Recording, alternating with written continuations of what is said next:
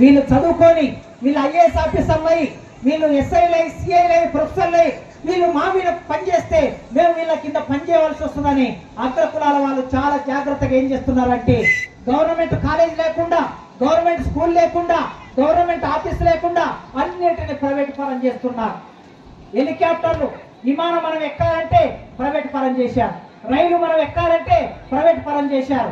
అన్ని సంస్థలంటే ప్రైవేట్ పరం చేస్తే మనకు ఉద్యోగాలు ఎక్కడి నుంచి వస్తాయి? ఆనాడు బాబు జగజీవన్ రామ్ అంబేద్కర్తో పాటు కలిసి పనిచేసిండు. మన రాజన్న ఈ రాష్ట్రానికి ఉప ముఖ్యమంత్రి అయితే ఆనాడు బాబు జగజీవన్ రామ్ భారతదేశానికి ఉప ముఖ్యమంత్రిగా పనిచేశారు. ఆయన మన మాదిగ కులానికి చెందినవాడు.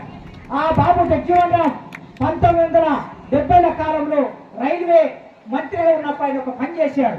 ఏం చేశాడంటే, నా ప్రజలు చదువుకోని ప్రజలు, అంబేద్కర్ రాజ్యాంగంలో రిజర్వేషన్ ఇచ్చాడు, అవకాశాలు ఇచ్చాడు కనుక ఆయన చదువుకొని నా ప్రజలకి డిగ్రీ లేదు, ఇంటర్మీడియట్ లేదు, 10th క్లాస్ లేదు, వీళ్ళకి ఏం చేయాలనుకొని అప్పుడు రాజేంద్ర ప్రసాద్ నా ప్రజలకి ఉద్యోగాలు ఇవ్వాలి ఎట్లయినని చెప్పి బాబు జగజీవన్ రామ్ ఆలోచించాడు.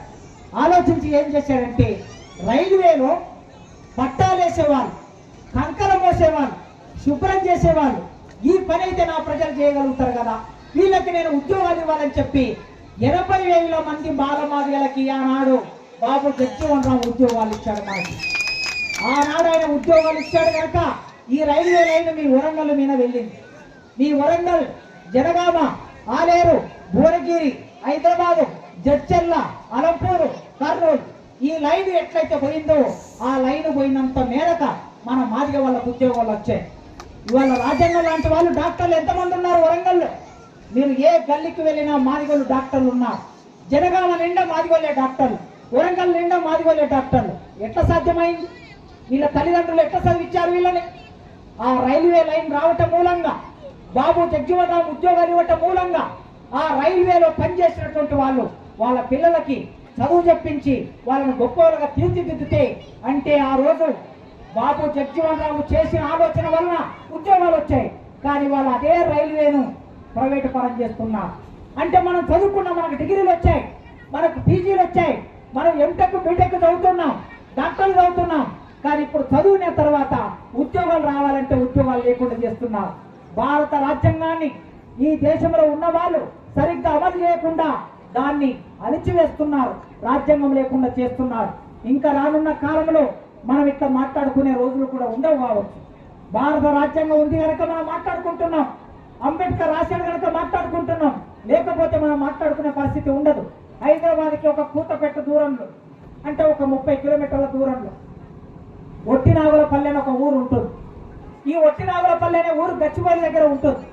ఆ గచ్చిబౌలి పక్కన ఉన్న ఊరిలో మాది వాళ్ళందరూ బోనాల పండుగ వస్తే మాది వాళ్ళందరూ బోనాలు చేసుకొని ఊళ్ళోకి వచ్చారు. ఊళ్ళోకి వస్తే ఆ ఊళ్ళో ఉన్న వాళ్ళందరూ కలిసి ఏం చేశారో తెలుసా? మాది వాళ్ళు మీరు బోనాలు ఎత్తడానికి వీల్లేదు, మీ బోనాలు పోషమ్మ గుడి దగ్గరికి రావడానికి వీల్లేదు, మీ బోనాలు మీ ఇళ్లలోనే పెట్టుకోండి, మీరు ఊళ్ళోకి రాకండి అన్నారు. ఈ దేశంలో కులం పోయిందా? అంబేద్కర్ రాజ్యాంగం రాసి ఇచ్చాడు కానీ ఆ రాజ్యాంగాన్ని అమలు చేస్తున్న వాళ్ళు, ఆ రాజ్యాంగం చేతిలో పెట్టుకున్న వాళ్ళు ఎవరంటే అగ్రకులాలే వాళ్ళ చేతుల్లో పెట్టుకున్నారు. పెట్టుకోవటం మూలంగా 3 సంవత్సరాల కిందట హైదరాబాద్కు 20 కిలోమీటర్ల దూరంలో ఉన్న ఒట్టినాగులపల్లిలో మాదిగ వాళ్ళు బోనాలు ఎత్తుకునే పరిస్థితి లేదంటే మనం ఎక్కడ ఉన్నట్టు. ఇప్పటికీ కులం పేరు మీద వేధిస్తున్నారు, కులం పేరు మీద దాడులు చేస్తున్నారు, కులం పేరు మీద రకరకాల ఇబ్బంది పెడుతున్నారు.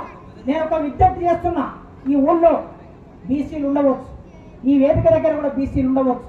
బీసీలకి నేను ఒక విజ్ఞప్తి చేస్తున్నా, చాలా సందర్భాల్లో చేశాను కూడా. మీరు బీసీలు 52% ఇవాళ జనాభా లెక్కలు వచ్చాయి.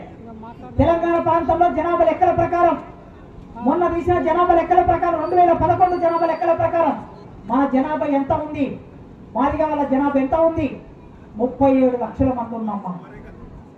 ఈ రాష్ట్రంలో ఒకే ఒక్క కులం 37 లక్షల మంది ఉన్న కులం మాదిగ వాళ్ళు మాత్రమే తప్ప ఇంకా ఏ కులం కూడా లేదు. ఆ తర్వాత 2వ స్థానంలో ముస్లింలు ఉన్నారు, 26 లక్షల మంది ఉన్నారు. అంటే ముస్లింల కన్నా మనం 10 లక్షల మంది ఎక్కువ ఉన్నాం. ఇది 2011 జనాభా లెక్కలు. రేపు 2021 జనాభా లెక్కలు వస్తాయి. ఈ జనాభా లెక్కలు వస్తే మన జనాభా 50 లక్షలు ఉంటుంది. మనం 36-37 లక్షల నుంచి మనం 50 లక్షలు ఉంటాం.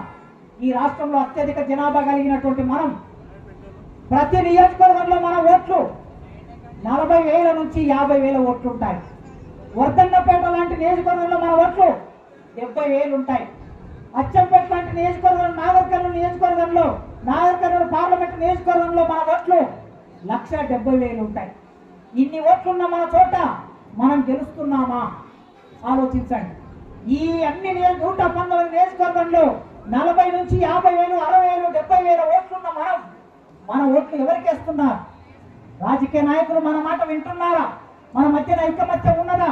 కనుక బీసీలు 52%, మనం 20%, వాళ్ళు 52%, మన 20%, అంటే 2 కలిపితే 72%. 72% ఉన్నటువంటి మనం ఐకమత్యంతో ఉంటే బీసీలకు ఒక విజ్ఞప్తి చేస్తున్నా, మేము మా భుజాల మీద నిలబడి మాకు మీ భుజాలు ఇస్తాం, మా మాదిగల్ల భుజాలు ఇస్తాం, మా భుజాల మీద నిలబడండి. మీరు ఇంకా అగ్రకులాలకు సేవ చేయకండి. మీరు ఇంకా అగ్రకులాలకు సేవ చేయకుండా ఇటువైపు రండి, మాతో పాటు కలవండి, మా భుజాల మీద ఎక్కండి. మీరు ముఖ్యమంత్రి కాండి, మీరు ప్రధానమంత్రి కాండి, మీరు మంత్రులు కాండి, మీరు కూడా ఈ దేశాన్ని ఏలండి. ఆ తర్వాత మాకు అవకాశం ఇవ్వండి. మేమంట విజ్ఞప్తి చేస్తుంటే ఇప్పుడు గ్రామాల పరిస్థితి ఎట్లా ఉందంటే, రెడ్లు కానీ, వెలుమళ్ళు కానీ, బ్రాహ్మణులు కానీ మారమాదిగా మీద దాడులు చేయటం లేదు. ఇప్పుడు దాడులన్నీ ఎవరి నుంచి వస్తున్నాయంటే మన అన్నదమ్ములైనటువంటి బీసీల నుంచి మన మీదకి దాడులు వస్తున్నాయి. అందుకే ఈ ఊరిలో వెలుగుర్తిలో ఉన్నటువంటి బీసీ అన్నలారా తమ్ములారా మీకు విజ్ఞప్తి, మేము అన్నదమ్ములం, మీకు మాకు సంబంధం ఉన్నది. ఒకప్పుడు 1000 సంవత్సరాల కిందట ఒకే దగ్గర మనం బతికాం. ఇప్పుడు మీరు మా మీద దాడి చేస్తే, మేము మీ మీద దాడి చేస్తే, మన ఇద్దరం కొట్టాడుకుంటే వాళ్ళు ఎక్కడ ఉంటున్నారు? వాళ్ళ అధికారాన్ని చెలాయిస్తున్నారు, వాళ్ళు కంపెనీలు పెట్టుకుంటున్నారు, వాళ్ళు వ్యాపారాలు పెట్టుకుంటున్నారు, వాళ్ళు భూములు సంపాదించుకుంటున్నారు. కనుక మీరు మాతో కలిసి రండి, ఐక్యంగా ఉండండి. ఇక చివరికి ఒక విషయం చెప్పి ముగిస్తాను నేను. ఈ ఊరిలో ఎంతమంది తాగుబోతులు ఉన్నారో నాకు తెలియదు, నాకన్నా ఎక్కువ మీకు తెలుసు. తల్లులారా మీకు తెలుసు. ఎందుకంటే మీ బిడ్డలు, మీ భర్తలు, మీ తమ్ముళ్ళు, మీ అన్నలు, ఒక మగవాడు ఎంత గొప్పవాడనే విషయం ఎవరికి తెలుస్తుందంటే వాళ్ళ ఇంట్లో భార్యకే తెలుస్తుంది, వాళ్ళ ఇంట్లో తల్లికే తెలుస్తుంది. బయట వచ్చి మనం చాలా నీతులు చెప్తాం, మన నీతులన్నీ మన ఇంట్లోకి వెళ్ళిన తర్వాత అర్థమవుతాయి. మన భార్య, మనం ఎంత నీతివంతంగా ఉన్నామో మన భార్య చూస్తాయి. అందుకే మనం తాగుబోతులుగా మారిపోతే మనకే నష్టం. మీరు అంబేద్కర్ విగ్రహం పెట్టుకున్నారు, అంబేద్కర్ తాగుబోతు కాదు, అంబేద్కర్ చెడ్డ పనులు చేయలేదు, అంబేద్కర్ ఎవరి దోపిడీ చేయలేదు, అంబేద్కర్ ఎవరి నెత్తి మీద చేయి పెట్టలేదు, అంబేద్కర్ అన్యాయం చేయలేదు, అంబేద్కర్ తెలివి లేకుండా ఉండలేదు. అంబేద్కర్ బాగా చదువుకున్నాడు, న్యాయంగా ఉన్నాడు, నీతిగా ఉన్నాడు, గొప్పవాడిగా ఉన్నాడు. మీరు అంబేద్కర్ విగ్రహం పెట్టుకొని మరి మీరు ఏం చేస్తారు? ఈ ఊర్లో ఉన్నవా? నాకు ఫోన్ చేసిన వాళ్ళు ఎవరు? రాజు నాకు ఫోన్ చేశాడు. రాజు లాంటి మిత్రులు అందరూ ఇవాళ ఒక విజ్ఞప్తి తీసుకోవాలి. నా జీవితంలో నాకు బుద్ధి ఎరిగిన నాటి నుంచి నేను ఎన్నడూ మద్యపానం సేవించలేదు, భవిష్యత్తులో కూడా సేవించను.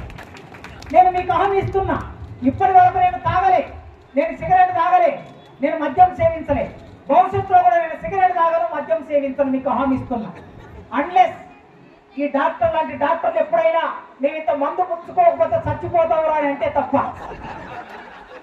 అంటే మామూలుగా మెడిసిన్, మందు అనేది మెడిసిన్ గా పనిచేస్తుంది అని అంటారు కదా. బహుశా నాకు ఎలాంటి